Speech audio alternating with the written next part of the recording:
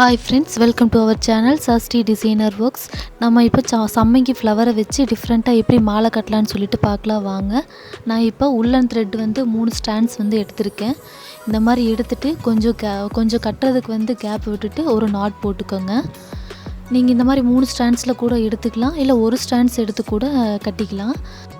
இப்போ ஒரு சம்மங்கி ஃப்ளவரை எடுத்துட்டு எப்பவும் போல் ஒரு சுற்றிட்டு ஒரு நாட் போட்டுக்கோங்க.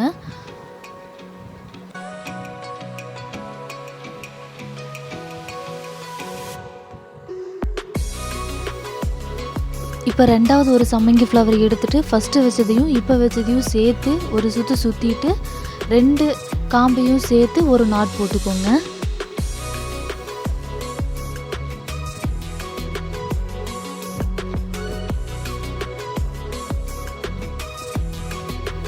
மறுபடியும் சொல்கிற பார்த்துக்கோங்க.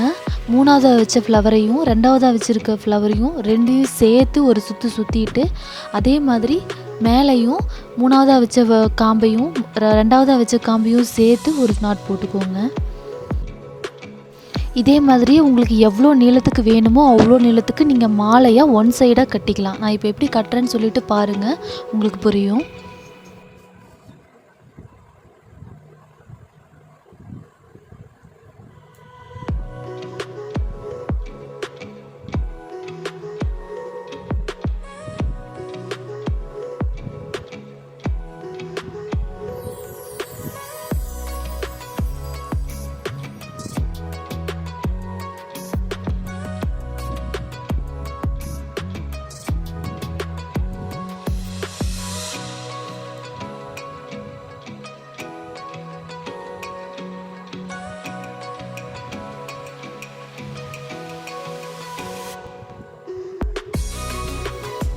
நான் இப்போ 7 ஃப்ளவர் வச்சு கட்டிட்டேன்.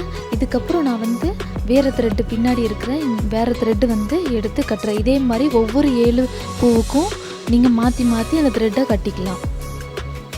நீங்கள் 7 ஃப்ளவர் தான் எடுக்கணும் அப்படின்னு சொல்லிட்டு கணக்கில்லை. உங்களுக்கு எவ்வளோ ஃப்ளவர் எடுக்கணும்னு தோணுதோ உங்கள் இஷ்டம் தான்.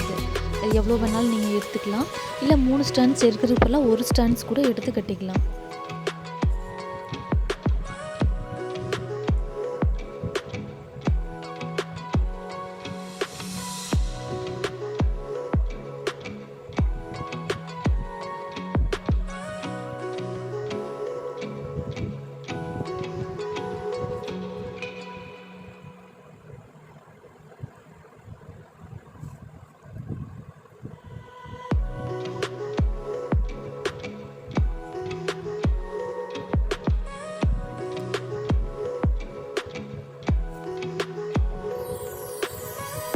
இந்த மாதிரி கட்டுனீங்க அப்படின்னா ஜடை பின்ன மாதிரி 2 லைனில் அழகாக வரும்.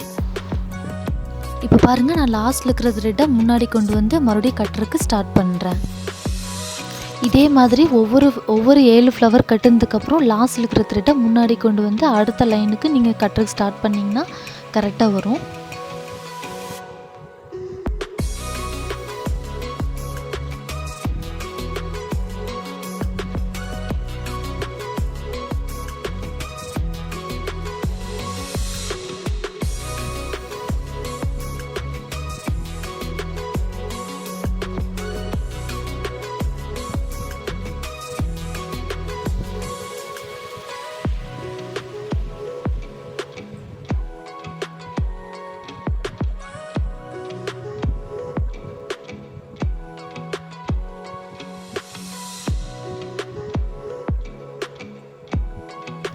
இதே மாதிரி எவ்வளோ நீளத்துக்கு வேணாலும் நீங்கள் கட்டிக்கலாம். சாமிக்கு மாலையாக போடுற அப்படி இருந்தால் இன்னும் கொஞ்சம் நீளமாக கட்டிக்கோங்க. இல்லை நீங்கள் வச்சுக்கிறீங்க அப்படின்னா உங்களுக்கு அந்த ரவுண்ட் ஷேப் ஜடைக்கு எவ்வளோ வேணுமோ அவ்வளோ மட்டும் கட்டிக்கோங்க.